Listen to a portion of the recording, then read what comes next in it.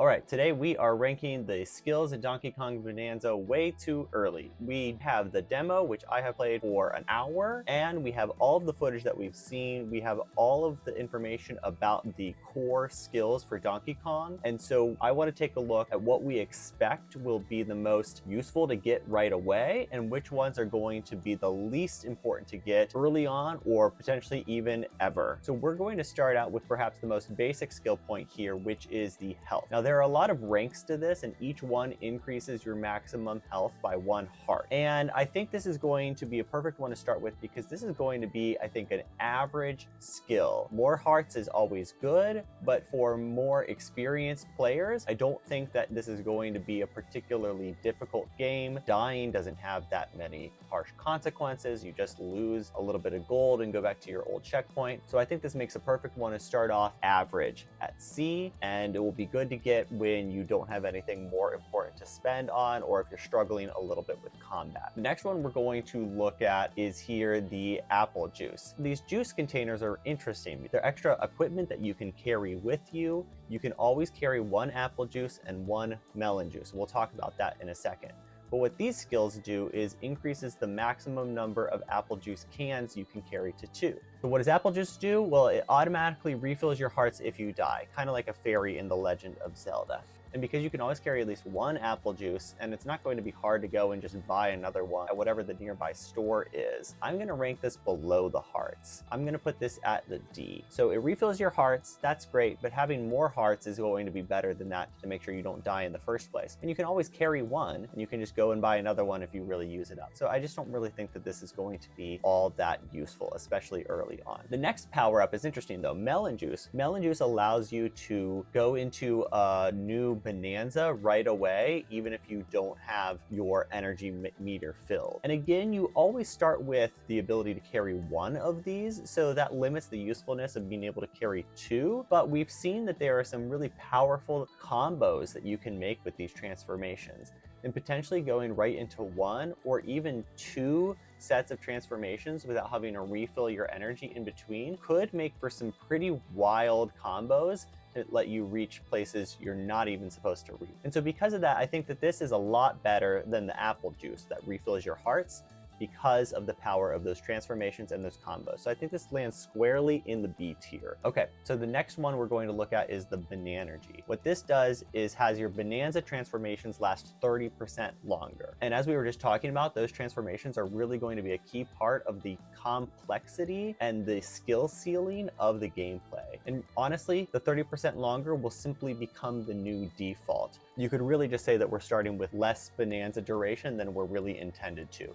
So I think this is going to be key to get early on, and that lands us in our first A tier. The Bonanza transformations, they don't last all that long. I've played it in the demo, and having them be 30% longer is going to be really useful. Okay, the next one is the Drumbeat, which is really strange to me because having played it, I just don't really see what the value of this skill is. The Drumbeat reduces the amount of time you have to hold L plus R to activate a Bonanza. You kind of beat on your chest, Pauline sings, and you transform. But I've played it and it really doesn't take very long at all. So reducing that time doesn't seem that useful. Unless there's something that we end up discovering about how the transformations work and you need to be able to do it almost instantly, I think this lands us in the first F tier. I expect that we're going to eventually be able to get all of these skills at some point throughout the game if you collect enough bananas, but I think that this is going to be one of the last ones that people fill out because unless we're missing something key, it's just not a barrier to transformations. It's a really quick process from the beginning. The next one I want to take a look at here is the punch power. This punch power skill also has multiple ranks, and it's very interesting. Each rank reduces the number of punches you need to smash through terrain depending on the strength rating of that terrain. And what we've seen is that in general, the strength rating is going to get higher the lower you go. So it's going to start off with just 1 or 2 stars, and there's going to be some variation within a level so that, you know, some substances will be softer than others, but there's going to be a general terrain strength. And I think with how much we're going to punch through terrain, simply reducing the number of button presses and the fatigue almost of playing this is going to land us in the first S tier because we are going to be punching more than probably any other button we are pressing, even jumping. It's going to be really useful and fun to have the ability to cut through terrain faster. What's nice is you're only going to have to sink points into this depending on the terrain strength that you've gotten to so far. So when you run up against a new barrier, you can put your next skill point into this and go back to normal. So the next category that we're looking at are the things that you do by pressing R, which is you slap your hands on the ground. It's the Sonar. It collects items from you. And the first skill that we're going to look at here is the Better Collecting. So Better Collecting increases your hand slap's range by 50%, allowing you to collect gold by pressing R from farther away. And I think that's a convenience factor for sure, but you're also going to be collecting by just running into items. You're going to be going back and forth really quickly. Your movement is really fast. I think this is going to be nice to get when you can get there, but it's just not going to change your gameplay very much. And so I think this would be probably in the C or D tier, but I'm going to ultimately put it in the D tier, above the apple juice. The apple juice just does not seem all that useful to me. Better Collecting is useful. It's how you collect gold, which is how you refill your banana energy. That's nice, but I'm just not sure that you're really going to notice it that much. The next one with your hand slap is the Sonar. So this is how you see hidden items. And this is really going to be an essential part of a strange game, which asks you to dig through pretty much the entire level. But you don't want to just dig randomly or you will get really frustrated really fast.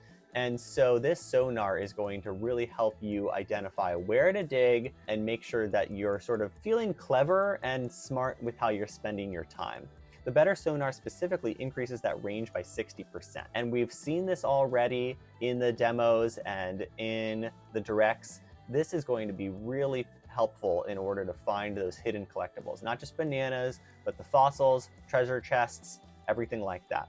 And so I think with how key the Sonar is to that underground gameplay, this lands really squarely in the B tier. It's hard to tell whether or not it would be above or below the Melon Juice, but it might end up actually above that depending on how much the Melon Juice is necessary for chaining together those transformations. The last one with the sort of slapping your hand on the ground is the Charge Slap. And this is another strange skill that maybe we just haven't had enough information to understand why we would care. The Charge Slap lets you clear away stray chunks of terrain by holding R before releasing it. And I have seen nothing so far about why you want to clear away stray chunks of terrain. Not only that, but this slows down your use of that hand slap, which is really useful for gathering items up as well as for Sonar, like we were just talking about.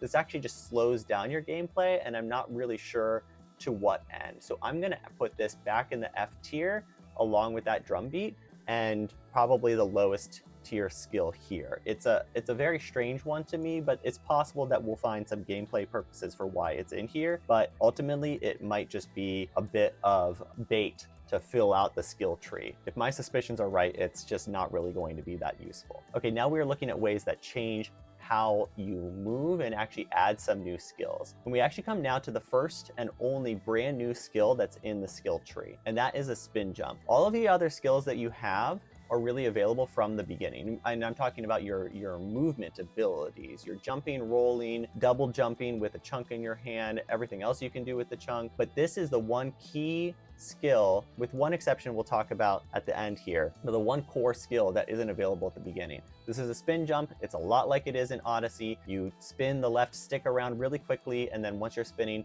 you can jump into the air. It's not just a jump, it's also an attack. It puts you high up in the air for a while. You really hang in the air. You can do it with a chunk in your hand, which means that you can double jump at the end of your spin jump. This is really key. I've played with it in the demo. It can really help you get extra height. It can help you start these combos that give you extra distance. And it's probably going to be the very first or second skill that I get. Like I said, being able to punch more efficiently is really going to be the name of the game here, but the spin jump is going to be really essential too. Then we have a skill, the jump shot, that slightly alters your double jump. So the double jump, called the chunk jump, if you grab a slab of rock and you have that, you can double jump and throw the rock down on the ground. You can do that from the very beginning. That is not something that needs a skill point. What the jump shot does is fire the chunk below you with impact. So I think this is ultimately a combat ability, which will be useful, but I think will be situational because there are a lot of other elements to combat, and it might be a little bit hard to really aim properly, and you're really going to be using your chunk jump mostly for the double jump and not so much